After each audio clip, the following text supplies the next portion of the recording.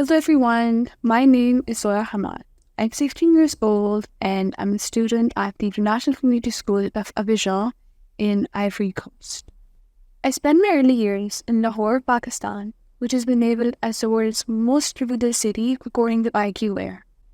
In 2023, the PM2.5 in Lahore reached a staggering 97.4 micrograms per cubic meter, a significant jump from 86.5 in 2021. According to the World Health Organization, 6.7 million premature deaths annually are associated with air pollution, and air pollution is the single biggest environmental threat to human health, increasing the risk of respiratory infections, heart disease, and lung cancer. Research estimates that the harmful air quality in Pakistan shortens the average life expectancy by approximately 3.9 years. For this innovation challenge, I've come up with a novel solution which utilizes mobile crowdsourcing and AI-powered drones to combat air pollution and work towards the Sustainable Development Goal number 13, climate action. One of the problems with existing air quality management systems is that their spatial resolution is limited to a number of monitoring stations in an area, providing very broad data. They also often face a delay in reporting and updating data, which is essential for effective intervention.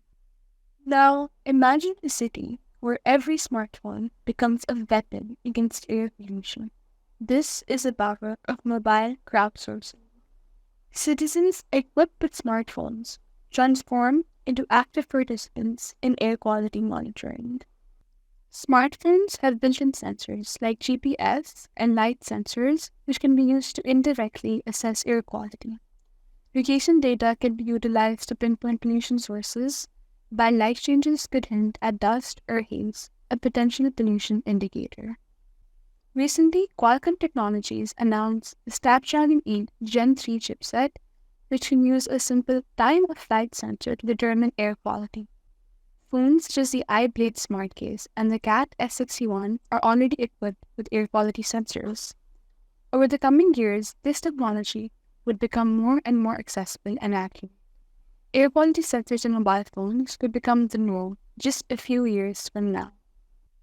By enabling a dedicated app, users would be able to anonymously contribute real-time air quality data as they commute and go by their daily lives.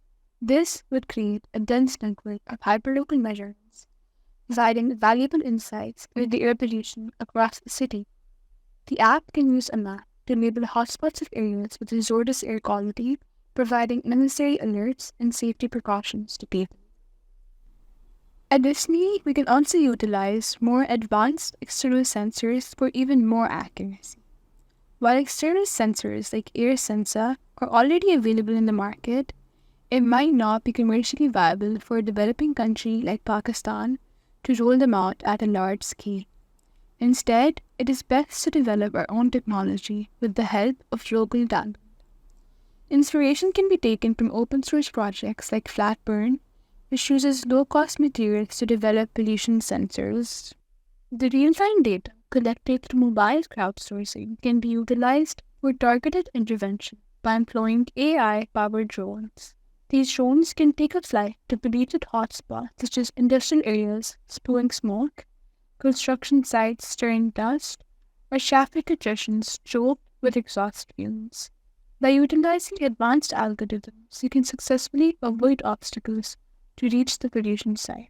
Once they arrive, these drones can use pollution-busting lasers that use nanoparticles to attach to harmful pollutants and neutralize them. Alternatively, the drones can act as air vacuums and filter out harmful substances such as PM2.5s and nitrogen and sulfur oxide. The captured pollutants would then be safely stored within the drone for later disposal in designated facilities, ensuring they don't re-enter the environment. Combining these two approaches would provide a multi-pronged attack on air pollution. The combat strategy could be adapted based on the type and concentration of pollutants, which were detected by the mobile application. In the long term, the data collected from crowdsourcing could be analyzed and discussed with policymakers to introduce laws aimed at reducing pollution levels, such as implementing stricter emission standards for vehicles and industrial facilities. This targeted approach ensures immediate intervention where it's most needed, providing relief to affected communities and paving the way for a cleaner, healthier future.